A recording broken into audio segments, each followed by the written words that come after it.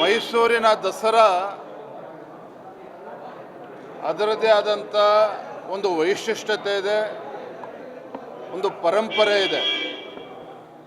ಯಾವುದೇ ಸರ್ಕಾರಗಳು ಬಂದರೂ ಸಹ ಪರಂಪರೆಯನ್ನು, ವೈಶಿಷ್ಟ್ಯತೆಯನ್ನು ಉಳಿಸ್ಕೊಂಡು ಮುಂದುವರಿಸ್ಕೊಂಡು ಹೋಗಬೇಕಾಗ್ತದೆ. ಈಗಾಗಲೇ ಸಂಸದರು ಆಗಿರುವಂತಹ ಯದುವೀರ್ ಒಡೆಯರ್ ಅವರು ಕೂಡ ಇದ್ರ ಬಗ್ಗೆ ವಿಚಾರವನ್ನು ಪ್ರಸ್ತಾಪ ಮಾಡಿದ್ದಾರೆ. ನಾನು ಗೌರವಾನ್ವಿತ ಮುಖ್ಯಮಂತ್ರಿಗಳಲ್ಲಿ ನಾನು ವಿನಂತಿ ಮಾಡುವಂಥದ್ದು, ನೋಡಿ, ಕಂಬಳ ಅದರದ್ದೇ ಆದಂಥ ವೈಶಿಷ್ಟ್ಯತೆ ಇದೆ. ನೀವು ಮೈಸೂರು ದಸರಾ ಅಂತ ತೆಗೆದುಕೊಂಡೋಗಿ ಗುಲ್ಬರ್ಗದಲ್ಲಿ ಮಾಡ್ತೀವಿ ಅಂತ ಹೇಳೋದಕ್ಕಾಗೋದಿಲ್ಲ. ವಿಶೇಷವಾಗಿ ಭಾರತೀಯ ಜನತಾ ಪಾರ್ಟಿ ಸರ್ಕಾರ ಇದ್ದಾಗ, ಯಡಿಯೂರಪ್ಪ ಅವರು ಮುಖ್ಯಮಂತ್ರಿಗಳಾಗಿದ್ದಾಗ ಕಂಬಳಕ್ಕೂ ಕೂಡ ಅನುದಾನವನ್ನು ಕೊಟ್ಟಿದ್ದರು.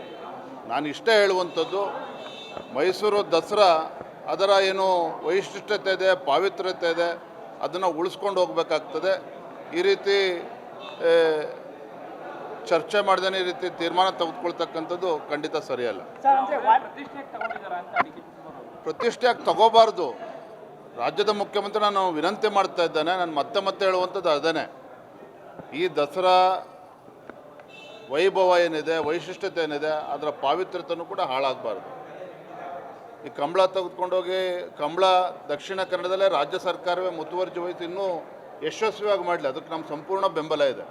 ಯಾಕೆಂದರೆ ಕಂಬಳ ಅದರದ್ದೇ ಆದಂಥ ಒಂದು ದಕ್ಷಿಣ ಕನ್ನಡದ ಒಂದು ಅವಿಭಾಜ್ಯ ಅಂಗ, ಅಲ್ಲಿಯ ಸಂಸ್ಕೃತಿಯನ್ನು ಬಿಂಬಿಸ್ತಕ್ಕಂಥದ್ದು ಕಂಬಳ. ಹಾಗಾಗಿ ಅದು ಇನ್ನೂ ಕೂಡ ಅದ್ಧೂರಿಯಾಗಿ ಮಾಡಲಿ, ಇನ್ನೂ ಚೆನ್ನಾಗಿ ಮಾಡಲಿ, ಅದ್ರ ಬಗ್ಗೆ ನಮ್ಮದೇನೂ ಅಭ್ಯಂತರ ಇಲ್ಲ. ಆದರೆ ಮೈಸೂರು ದಸರಾ ಹೇಗೆ ಹಿಂದಿನಿಂದಲೂ ಕೂಡ ನಡ್ಕೊಂಡು ಬಂದಿದೆ, ಅದನ್ನು ಹಾಗೆ ಮುಂದುವರಿಸಬೇಕು.